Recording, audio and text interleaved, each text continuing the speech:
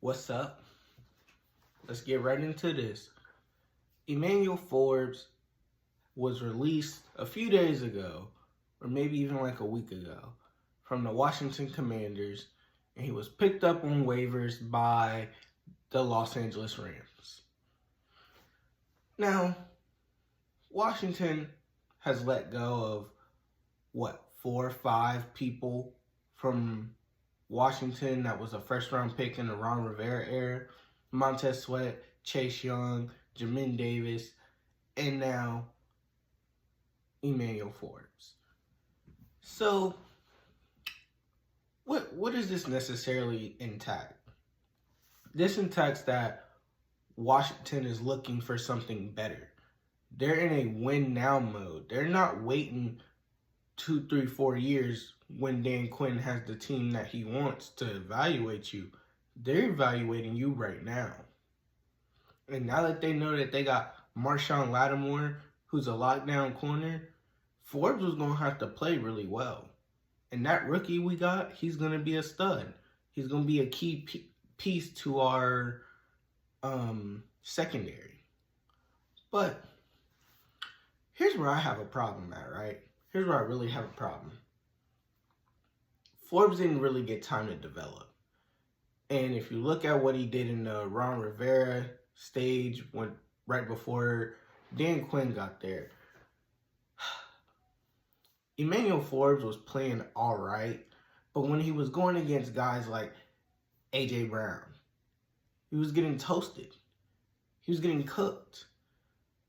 Now, we can blame Jack Del Rio for playing a rookie corner on A.J. Brown last year, which I would have never done that. I would have at least had one of my well-rounded corners that's played against him 2 or 3 times longer than Forbes play against him. But no, that's partially Jack Del Rio's fault. But Dan Quinn, we don't have the time for that. We don't have the time to be developing people outside of our quarterback. We need to develop everybody, but right now we're trying to show people we can compete type thing.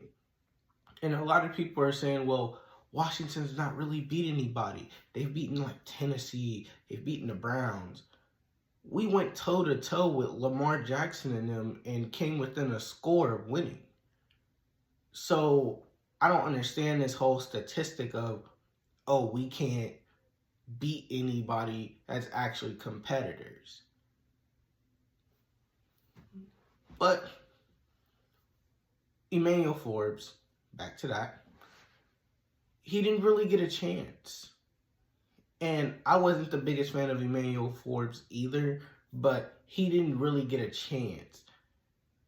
And with the new owner and the new head coach and the new coaching staff, some people are going to go, some people are going to stay. But my thing is, Ron Rivera wasted a first-round pick on him. A first-round pick. He wasted a first-round pick on somebody that's not even here anymore. He wasted a first-round pick on Chase Young. He wasted a first-round pick on Montez Sweat. But I don't think Montez Sweat was a waste, because look at what he did when he got to Chicago. Chicago probably hasn't had the best record overall-wise the past few years, but they've had a pretty good defense. They had a phenomenal defense. And adding Montez Sweat, who was potentially one of our sack leaders right before he left, he's doing just fine. He got paid, and that's it. We still have Jonathan Allen and Daron Payne. I possibly think one of them might get traded this offseason, possibly. I really do. I don't know who. In my opinion, I think it should be Daron Payne. But if Daron Payne plays well these next couple of games in the absence of Jonathan Allen, I feel like we'll be fine. But Forbes, I hope the best for him down there in Los Angeles. I think Los Angeles is just trying to get their secondary together overall-wise, because Tre'Davious White is not the same corner he was. And I think adding somebody as young as Forbes with a coach like Sean McVay, I think Sean McVay is going to trust him. He's going to believe in him. Probably not cornerback 1, probably cornerback 2, or a slot corner or something like that. But hey, Forbes, I'm wishing the best for you. And I will see y'all in my next video.